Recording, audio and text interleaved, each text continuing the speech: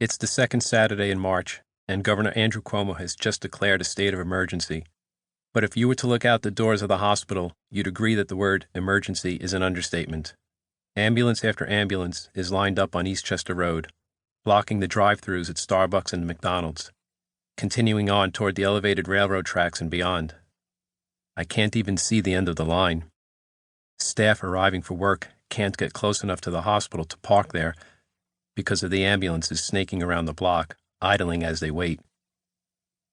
The nursing homes that surround us can do a lot to treat their own patients, and normally we encounter one of their residents only after a major incident like a heart attack or a fall.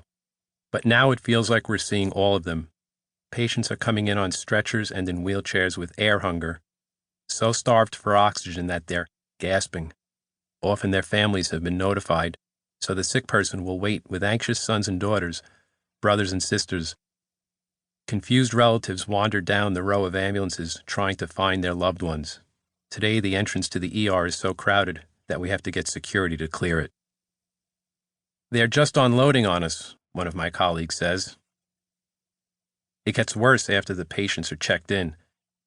Many people who can't get enough air need to be put on ventilators that will breathe for them, and we're concerned that we don't have enough vents. So we've had to form an ethics committee, unprecedented in my experience, to determine what we'll do if the ventilator supply runs dry.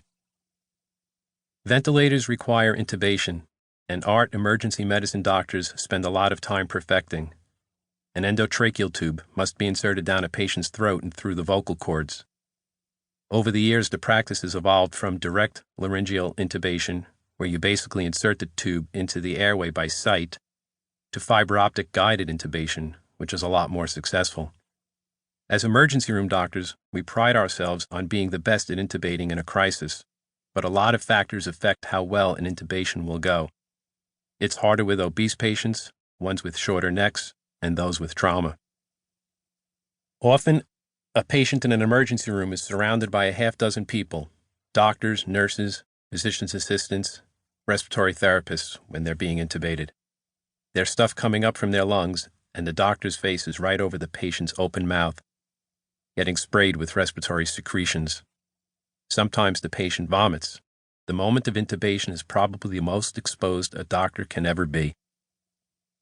Although emergency room doctors can intubate in a crunch, your average anesthesiologist can do it 5 times more efficiently because that's what they do all day.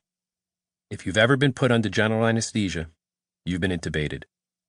Anesthesiologists normally come down to the ER only when we call them in on difficult cases. With the virus spreading quickly, we want them down here performing all our intubations. But the people upstairs don't understand what's happening in the emergency room. Even though they're just a few floors above us, they aren't seeing what we are seeing. Up there, the status quo still applies. We are running out of space. I do a quick count, and there are more than 70 COVID patients in the ER. That's more than double the number we have room for in the zone we dedicated to COVID care just a few days earlier.